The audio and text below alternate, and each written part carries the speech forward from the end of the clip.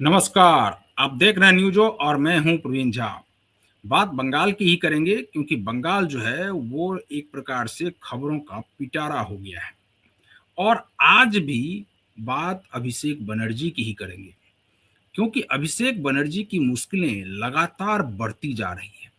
पिछले 3 दिनों से कल आपको हमने बताया था कि किस प्रकार से रविवार को, सोमवार को और मंगलवार को पहले सीआईडी की पूछताछ हुई, फिर ईडी की पूछताछ हुई और उसके बाद फिर से सीआईडी की पूछताछ हुई। और दूसरी तरफ आरजीकर मामले की भी जांच शुरू हो गई है। उस मामले में भी कुछ और अपडेट है, वो मैं आपको बाद में बताऊंगा। लेकिन अभी जो मैं आपको बताने जा रहा हूं खबर कल की है, लेकिन आज ये लेकर इसलिए आया हूं क्योंकि अब ये अगर गिरफ्तार हुए हैं तो इनका तार भी हो ना हो वो अभिषेक बनर्जी से जुड़ जाए। और ये अब लगभग लगभग पुख्ता हो गया, इसीलिए अभी आपके सामने मैं हाजिर हुआ हूं उस खबर को लेकर। और उस खबर में क्या है? खबर ये है कि जो तृणमूल कांग्रेस के शिक्षक संघ के एक जो शीर्ष नेता हैं शिक्षक संगठन के, वो कल गिरफ्तार हो गए। उनको कल जो है वो पुलिस ने गिरफ्तार कर लिया।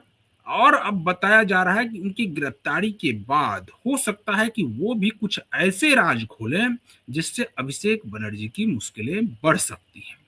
आज इसी सब पर बातचीत करेंगे और इस बातचीत में हमारे साथ जुड़ रहे हैं वरिष्ठ पत्रकार हैं और राजनीतिक विश्लेषक हैं संजीव प्रियदर्शी। संजीव जी, आपसे जानना चाहेंगे ये जो मोइदुल इस्लाम को गिरफ्तार किया गया है, इसकी गिरफ्तारी की एक तो मूल वजह क्या है और उसका दूसरा सीधा कनेक्शन कैसे अभिषेक बनर्जी से जुड़ रहा है, इसको पहले बताइए आप। नमस्कार प्रवीण जी, सारे दर्शकों को भी मेरा नमस्कार। देखिए, टीएमसी में कोई एक खिलाड़ी हो तब तो, जो टीएमसी ने गाना बनाया था कि खेला होवे, तो इनके सब खिलाड़ी ही हैं और सब खेल ही खेल रहे, लेकिन खेल बहुत गंदा खेल। इतिहास बहुत दागदार है इनका। जैसे इनकी जो गिरफ्तारी हुई है यह 2022 में साउथ 24 परगना यानी दक्षिण 24 परगना में बोल सिद्धि कालीनगर ग्राम पंचायत के उप प्रधान देवव्रत भट्टाचार्य उर्फ निमाई भट्टाचार्य की संदिग्ध परिस्थितियों में मौत हो गई। कहा गया कि उन्होंने आत्महत्या खुदकुशी कर। और ये कंफर्म कैसे हुआ? जब पुलिस को उनके घर से एक सुसाइड नोट बरामद हुआ था 2022 में, और उस सुसाइड नोट में उन्होंने मोइदुल इस्लाम नाम का नाम रखा कि इसकी वजह से मैंने जान दी है। लेकिन उस समय सत्ता किसकी थी? टीएमसी की। और मरने वाला भी नेता टीएमसी का ही। ये मत सोचिए कि वो बीजेपी का था, लेकिन पता नहीं क्यों मोइदुल इस्लाम ने उसको अपने रास्ते से हटा दिया। तो कारण ये है कि अब वो फाइल फिर से खुली है और ये गिरफ्तार हुआ। अब आते हैं इसके दागदार इतिहास पर। देखिए, ये कोई टीएमसी का प्रॉपर वर्कर नहीं था। ये मोइदुल इस्लाम ये सीपीएम का खिलाड़ी था। पहले ये सीपीएम करता था। जब खेल पलटा, जब टीएमसी आई तो धीरे धीरे ये टीएमसी में घुसा। अब देखिए, टीएमसी में आपने भी बोला कि शिक्षक संघ का नेता था, तो ये शिक्षक संघ का नेता बनकर इसने चंदा वसूला। सब जानते हैं कि उसमें चंदा होता है। ये सब चंदा ये गड़प कर गया। एक थी डलहौजी की हड़प नीति और दूसरा है टीएमसी नेताओं की गड़प नीति, चंदा चोर। इसने टीचरों से मतलब कम पैसे लेकर ही कई सालों तक पैसे वसूले कि भाई उनके हित के लिए उठाएगा ये आवाज, टीएमसी में उठाएगा, कोर्ट में मुद्दा होगा। क्योंकि कोर्ट में भी लंबे समय तक उन 25,000 टीचरों का मुद्दा चला।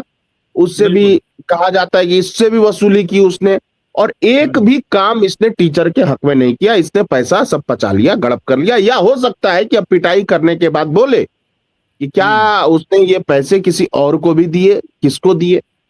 अब देखिए, एक और मैं बता दूं, इसका एक और कांड था। ये तो टीचर का चंदा तो इसने लूटा ही। जब एसआईआर हो रहा था बंगाल में, तब इसने क्या किया कि अपने ही टीएमसी के कुछ लोगों, और कुछ ज्यादातर लोग टीएमसी के ही थे जो इसके एसआईआर के विरोध में प्रोटेस्ट करते थे, और कुछ इसने बीएलओ जुगाड़ कर लिया और ये कलकत्ता में बैठकर प्रोटेस्ट करता था। शुभेंदु अधिकारी को अभद्र भाषा में गाली देता था, इलेक्शन कमीशन को, चेयरमैन को अब्यूज करता था। और भारतीय जनता पार्टी को तो गाली देता ही था ये हम्म कारनामा था। और इसका जो टारगेट था, क्योंकि देखिए अभी इसका क्या टारगेट था, ये बहुत करीब चला गया था फिर अभिषेक बनर्जी के चुनाव के बाद जब सयोनी साइड हो गई तो इसका टारगेट था टीएमसी यूथ विंग का अध्यक्ष बनना। हम्म अब यानी कि इसके एक निशान, हाँ, हम्म इसके निशाने पर था कि ये टीएमसी के यूथ विंग का अध्यक्ष बनना चाहता था हम्म ताकि टीएमसी पर के यूथ विंग पर ये फिर से अपना जाल फैला सके। लेकिन देखिए अब बदल गया वक्त, ये तो गिरफ्तार हुआ ही। अब पार्टी हम्म में भी अभिषेक बनर्जी पर अंदर इतने सवाल खड़े हो गए हैं कि कल्याण बनर्जी, कुणाल घोष, इन सब ने इतना, और कुणाल घोष का बयान मैं आज सुन रहा था, वो कह रहा है कि हम्म ठीक है उनको बार बार बुलाया जा रहा है, ये बात गलत है, लेकिन हम्म अभिषेक बनर्जी खुद ही सक्षम है इन सब केस से लड़ने के लिए। इसका हम्म मतलब टीएमसी को, यानी ममता दीदी को अब ज्यादा लेना देना नहीं अभिषेक बनर्जी पर। और कलकत्ता में इस बात की चर्चा है कि क्या हम्म अभिषेक बनर्जी पर इस सारे आरोप मढ़कर दीदी हाथ धो लेंगी, यानी कि यहां तक दीदी चर्चा है। दीदी का भतीजा प्रेम अब धीरे धीरे खत्म होता जा रहा है, आप ये कह रहे हैं? नहीं, प्रेम खत्म नहीं हो रहा है भाई। खुद को बचाने के लिए आदमी हम्म कुछ भी करता है। तो हम्म उनको ये लग रहा है कि टीएमसी के जो नेता भागे हैं, सांसद विधायक, वो अभिषेक बनर्जी की वजह से हारे हैं। और कहीं ना हम्म कहीं कुणाल घोष और कल्याण बनर्जी ने उनको ये समझा दिया एक तरह से कि टीएमसी की हम्म हार, दीदी आपकी हार नहीं है, ये अभिषेक बनर्जी की करतूतों की वजह से आप हारी हैं। हम लोग सब जानते हैं कि नेता तो आत्ममुग्ध होता है, और हम्म ममता दीदी अपने ऊपर हार का जिम्मेदारी कैसे लेंगी, इस सब कुछ अभिषेक बनर्जी पे चला गया। लेकिन ममता दीदी ये नहीं बता रही हैं कि आज हम्म, 12 साल से फ्री हैंड किसने दिया है अभिषेक बनर्जी को। बिल्कुल नहीं। संजीव जी, ये कहा जा रहा है कि अभी तो अब धीरे धीरे जिस प्रकार से अभिषेक बनर्जी के ऊपर एक जांच एजेंसियों का जिस प्रकार से शिकंजा कस रहा है, तो वो वहां तक ही रुकने वाला नहीं है। अब तो खबरें ये भी आ रही हैं कि ये जितनी भी गिरफ्तारियां हो रही हैं, चाहे वो किसी भी बंगाल के किसी कोने से हो या बंगाल से बाहर से भी हो किसी की गिरफ्तारी, क्योंकि हम लोगों ने सोपन नंदी के बारे में या फिर इससे पहले भी एक और गिरफ्तार, दोनों की गिरफ्तारी के बारे में हम लोगों ने बताया है अपने दर्शकों को। तो अब जितनी भी गिरफ्तारियां हो रही है, कहा यह जा रहा है कि ये सभी लोग कुछ ना कुछ राज उगल रहे हैं, और वो राज जो है धीरे धीरे ईडी और सीआईडी के पास जा रहा है, और इसीलिए डे टू डे अब लगातार पूछताछ होगी अभिषेक बनर्जी से। क्या आपको लग रहा है ऐसा कि ये सब जो गिरफ्तार हो रहे हैं, ये सच में अभिषेक बनर्जी के बारे में कुछ राज खोल रहे हैं? बिल्कुल बिल्कुल, क्यों नहीं खोलेंगे, वो सब सार्वजनिक सूचनाएं वो सब थोड़ी ना दी जाती है। लेकिन सुमित राय के बारे में बता दूं कि बंगाल पुलिस ने लुकआउट नोटिस जारी कर दिया है। यानी कहीं भी सुमित राय एयरपोर्ट से भागना चाहे, रेलवे स्टेशन से भागना चाहे, बस से भागना चाहे, बॉर्डर से भागना चाहे, जो इसका निजी सचिव था सुमित राय, हम्म और उसके पास बहुत सारे राज है, तो बंगाल पुलिस ने पूरी ताकत झोंकी हुई है कि हम्म कैसे भी करके सुमित राय को गिरफ्तार करना है। इसलिए लुकआउट नोटिस उसके लिए जारी किया गया। यानी वो उस पर शिकंजा कसने की तैयारी है। और देखिए अभिषेक बनर्जी के साथ दिक्कत ये है कि टीचर हम्म घोटाला तो तार उसके पास जा रहा है, ईडी पूछ रही है। हम्म मनी लॉन्ड्रिंग बिल्कुल तो तार उसके पास जा रहा है, कोयला चोरी तो तार उसके पास जा रहा है। और इन हम्म सब तरह के मामलों में मिनिमम 3 साल, मैक्सिमम 7 साल की सजा है।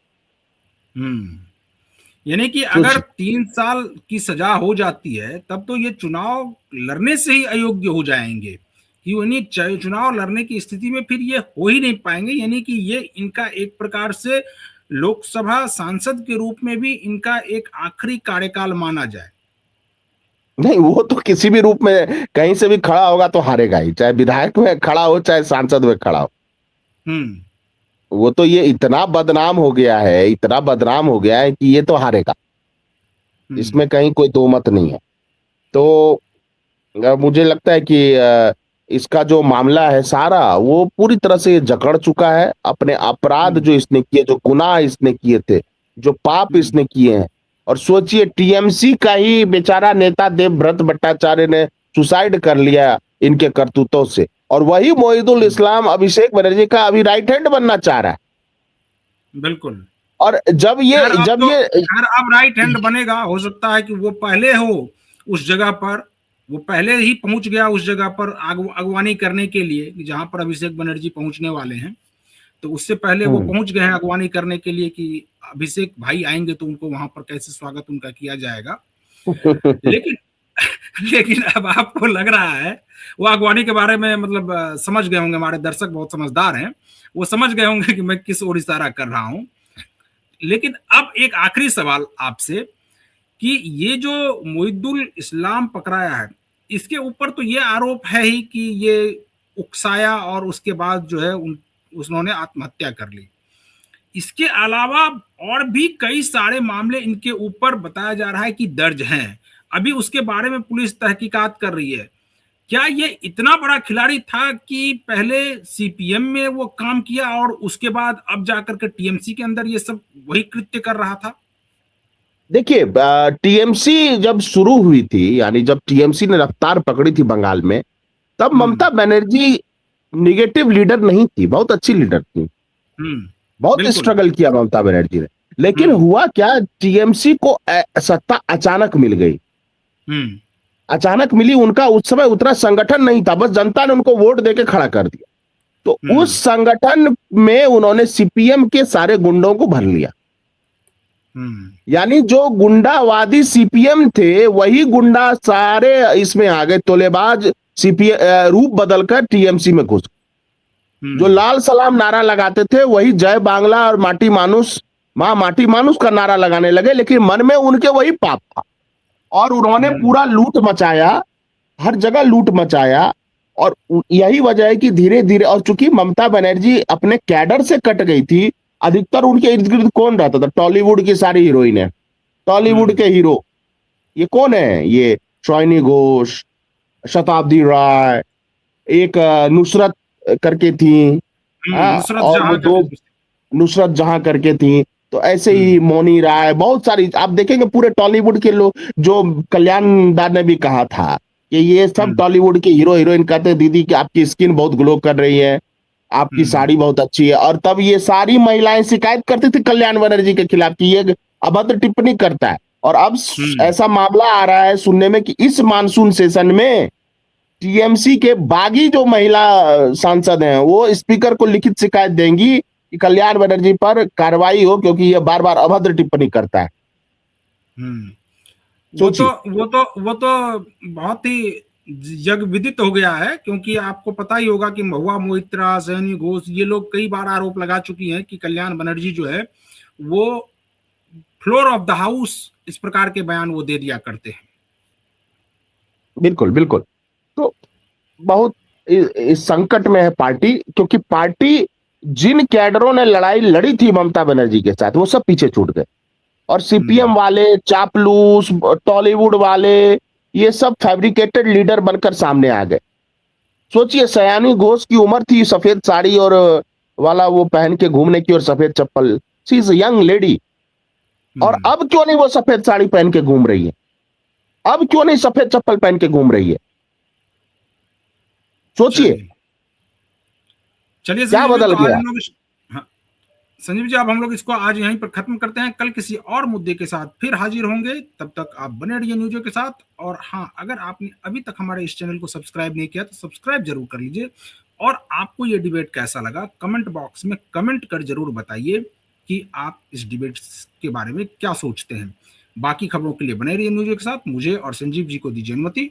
नमस्कार।